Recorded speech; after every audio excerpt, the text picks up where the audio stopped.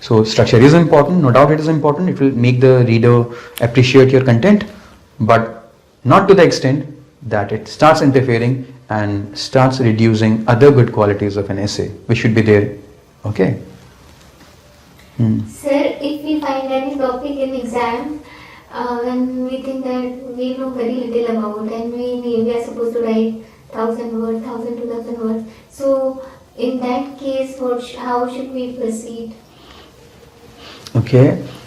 In case if you know less, there is this phobia also among students. Students do feel panic, and that's why they go for getting content on everything, every possible topic.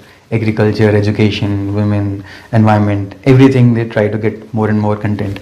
But I would say that the chances that you will get a topic for which you know very less are very remote, because we all know that there is a choice in essay writing. You will be provided with 8 topics and you have to write essay only on 2. So 3 out of 4 topics you have the option to eliminate. You don't get choice in GS. You get choice but only to some extent in optional. But in optional you have to select 5 questions out of 8. In GS you have to do all the questions. In prelims you have to do all the questions. But in essay you have to do only 2 questions out of 8. That is 75% rejection rate. So don't be so much bothered about it. Okay. And especially these days when philosophical essays are coming up, then also the chances are for a philosophical essay, most of the students are placed equally. It's not that you need a lot of content for a philosophical essay. It's good if you know little bit I have some ideas about what idealism means, what this means, what that means, but it's not mandatory. So especially in philosophical essay, if someone says like last year there was an essay, truth, that wisdom finds truth, or there was a question on courage and these things. Now these are very abstract ideas, everybody knows about them. So don't be terrified by that. Nevertheless, and an essay is not the test of your knowledge alone.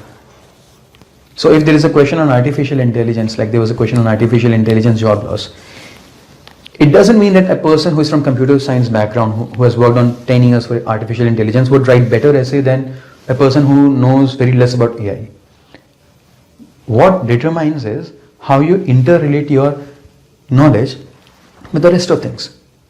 So like in the case of artificial intelligence, it's okay you don't know the applications of artificial intelligence, but if you know other things, like in our country there is widespread inequality and the access to good quality education is not there.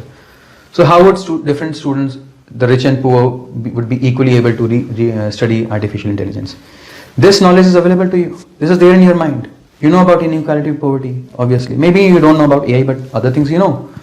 So application of other things is more important. The ability to interconnect is important.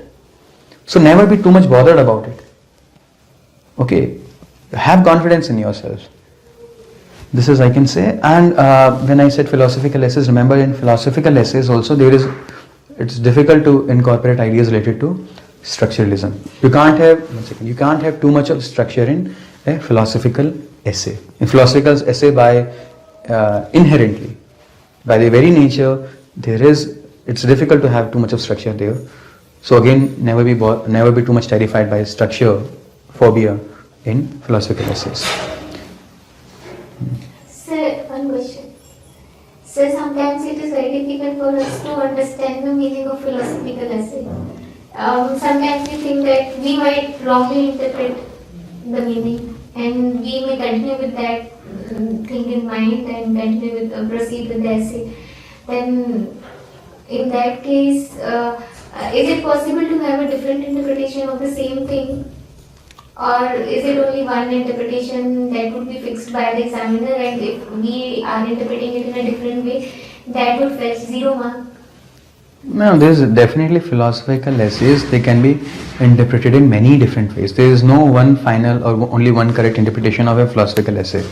In fact, philosophy is a discipline which itself is based on a lot of dialectics and a lot of thoughts and afterthoughts and counter thoughts. So there is no one final interpretation of a topic which is correct. And here comes the importance of brainstorming. That is when even before writing the topic, for first 15-20 minutes, you should spend more time on what the topic means.